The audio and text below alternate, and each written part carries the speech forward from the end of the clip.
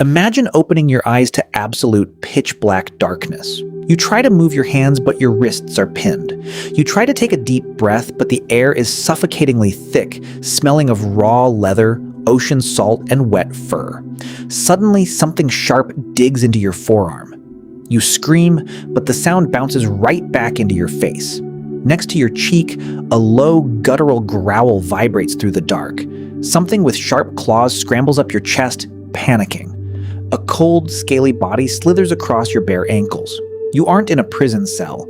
You aren't on an execution block. You are sewn inside a waterproof oxhide bag, sinking into the freezing depths of the ocean, trapped alive with a panicked dog, a frantic monkey, a screeching rooster, and a venomous viper. This wasn't a scene from a Hollywood horror movie. This was the law. When we look back at ancient history, we often praise the grand empires, the Romans, the Greeks, the medieval monarchies, for their architecture, philosophy, and legal systems. But behind the marble pillars and golden thrones lay a dark, sadistic truth. Ancient rulers didn't just want to eliminate criminals, they wanted to engineer psychological and physical nightmares. They crafted punishments so bizarre, so absurdly cruel, that they defy everything we know about human nature. Today, we are diving deep into 5 of the most terrifying, forgotten, and flat-out weirdest punishments ever recorded in human history. Grab a drink, lock your doors, and turn down the lights, because what you are about to hear will change the way you look at history forever. Let's start in the heart of the Roman Empire, around the 1st century BC. The Romans gave us modern law, road networks, and breathtaking aqueducts. But if you committed one specific crime, they invoked a punishment so brutal it sounded like a demonic ritual. That crime was parricide, the murder of your own parent or close relative. To the Romans, family was the foundation of the universe. Betraying your blood meant you were a monster who no longer belonged to nature. Therefore, nature itself had to erase you. They called this punishment Poena Cullei, literally translated as the punishment of the sack. If you were found guilty of parricide, you weren't simply executed by the sword. First, executioners stripped you bare, severely beat you with blood-red wooden rods, and strapped wooden soles to the bottoms of your feet. Why wooden soles? Because your feet were deemed so corrupted that they could never touch Roman soil again. Next came the main event. You were dragged to a platform where a massive leather bag made of heavy oxhide was held open. But you weren't going in alone. One by one, 4 live animals were forced into the bag with you: a dog, a rooster, a monkey, and a venomous snake. Each animal carried a sinister symbolic meaning. The dog represented a lack of respect. The rooster was known for fierce, blind aggression. The monkey mimicked the human form without a human soul, and the viper represented pure evil. Once all 5 living creatures were crammed into the dark leather space, heavy iron needles sewed the top shut with thick thread. The sack was completely airtight. It was then loaded onto a heavy wooden cart pulled by black oxen and hauled out to the edge of a cliff overlooking the ocean or the roaring Tiber River. As the cart tipped and the sack plummeted into the water, absolute chaos erupted inside. Imagine the terror. Trapped in total darkness, plunging into freezing water, suffocating, the animals lost their minds. The dog bit wildly at anything moving. The monkey clawed aggressively at your face. The rooster scratched furiously, and the viper struck again and again in the dark. The victim didn't just drown. They were shredded alive from the inside out in a floating, thrashing nightmare before the bag finally sank into the abyss. The Romans believed this kept the air, land, and sea clean from the criminal's stain. Now, let's fast forward a few centuries to medieval Europe. If you think humanity got more civilized after Rome fell, think again. During the Middle Ages, torture devices were practically an art form, but few were as deceptively simple and horrifying as our second punishment, the Spanish donkey. It was also known as the chevalet, or the wooden horse.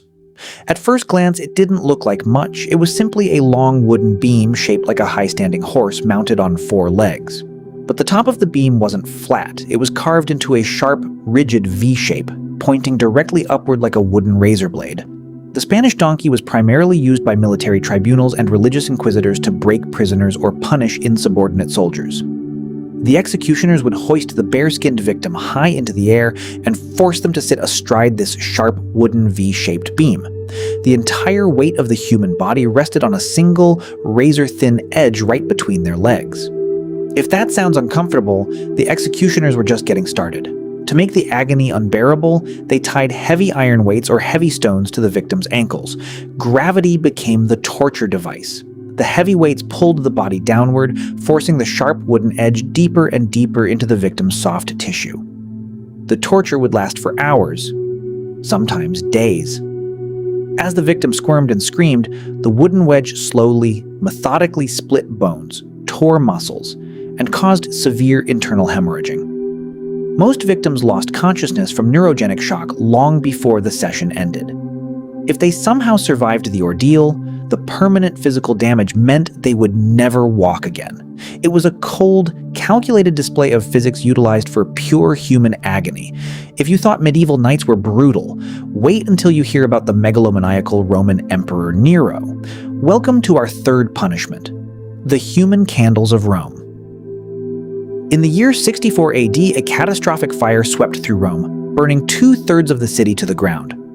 Rumors quickly spread that Emperor Nero himself had ordered the fire so he could clear land to build his lavish new palace, the Domus Aurea. Facing massive public outrage and a potential rebellion, Nero needed a scapegoat. Fast, he pointed his finger at a small, emerging religious sect that the Romans already viewed with suspicion, the early Christians.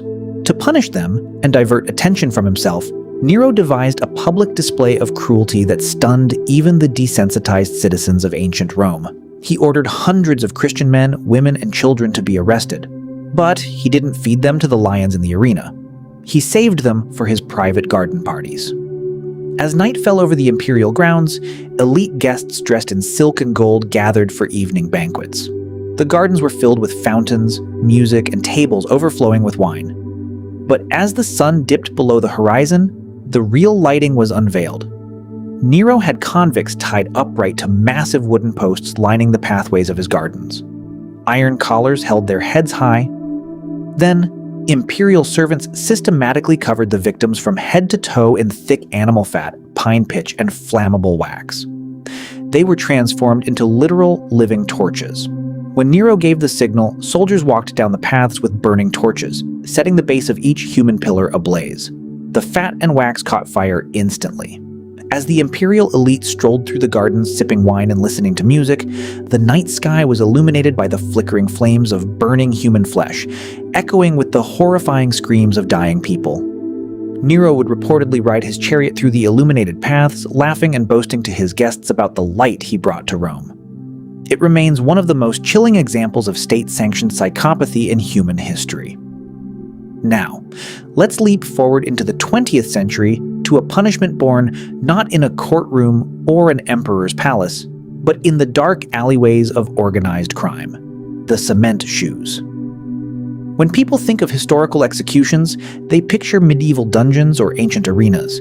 But during the Prohibition era in the 1920s and 30s, the American Mafia created an execution method that was so clean, efficient, and horrifyingly psychological, it became an urban legend. Except, it wasn't a legend.